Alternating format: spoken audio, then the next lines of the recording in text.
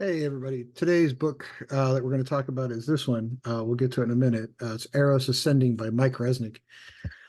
So, Mike Resnick is a sort of very prolific writer. He did a bunch of short stories, a lot of editing, a bunch of compilations, some magazine stuff.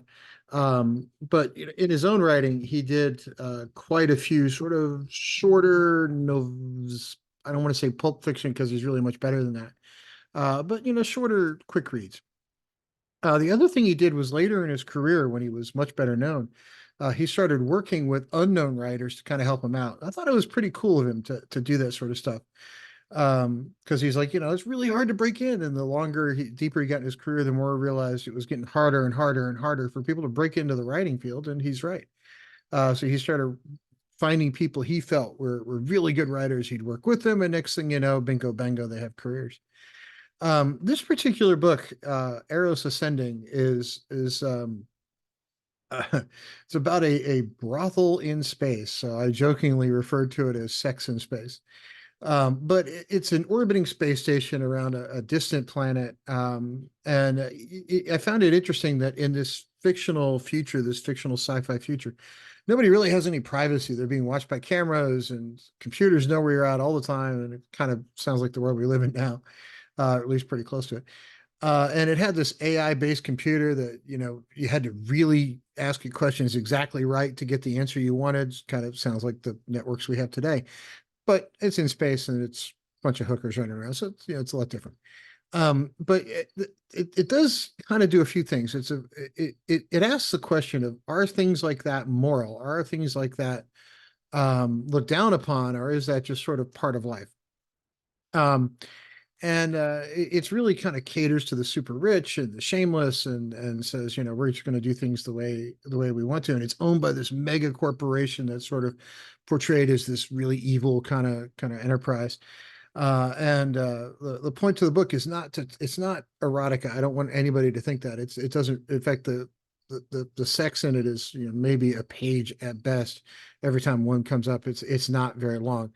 Um, so you can't think of it as like, it's not in that realm.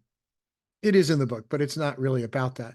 It's a book about the people that work there and the people at the corporation who are trying to sabotage it. There is a corporate officer who shows up on this floating brothel in space that has a casino and everything else. And his job is to audit the books. So really, he's a corporate fixer who's there to kind of crash it, because it turns out the CEO job at the company is coming up for grabs, and there's a saboteur from one division coming over to kill another guy's hopes of being the CEO. So it turns out that it's more about corporate sabotage and about the people that work at this brothel in space, much more than it is about the actual activities that go on there. That's in the book. So it's late teens maybe, but it's really not focused on that.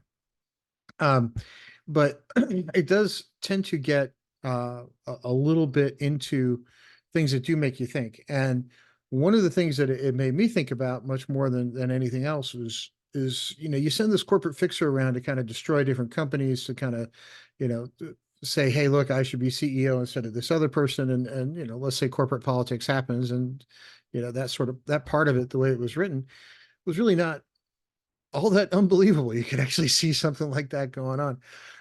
So it does ask a very philosophical question. Is it easier to destroy than create?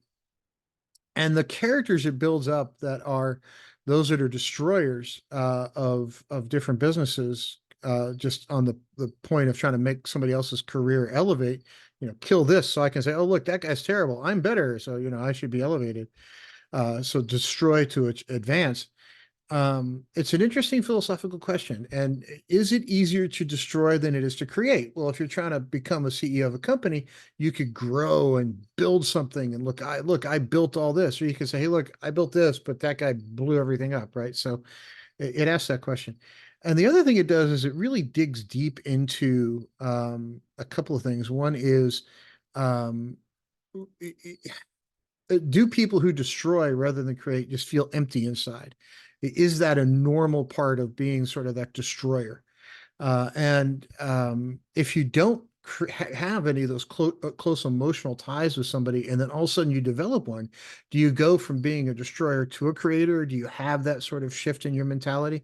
And does that emotional bond with somebody, or does having that deep connection with somebody make you not want to be a destroyer? So, it really says, hey, maybe, having that well-rounded person who understands deep inner emotional relationships and deep interconnections to people is a better person to have in charge of large groups of people, because then it makes you a creator instead of a destroyer. So it really is a lot deeper book than you would think, given the subject matter. But it's very well done. So that's an older copy of it. It is still of, I guess this is old, but the it's on ebook, so you can get it today. It's not hard to find. I found that on Amazon on a quick search. So it's out there if you want to take a look at it. I'll post a link to it in the description of the video. So everybody check it out. It actually is a lot better than I thought it was going to be when I first read it. This was actually a reread for me. I read it way back when I was probably 16. But I know I was in high school. And okay, I will admit it, when I was in high school, the cover was appealing to me because I was a teenage guy. What are you going to do?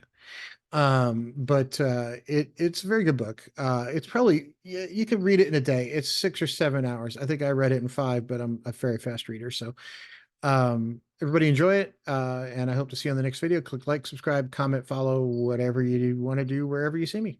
Have a great day.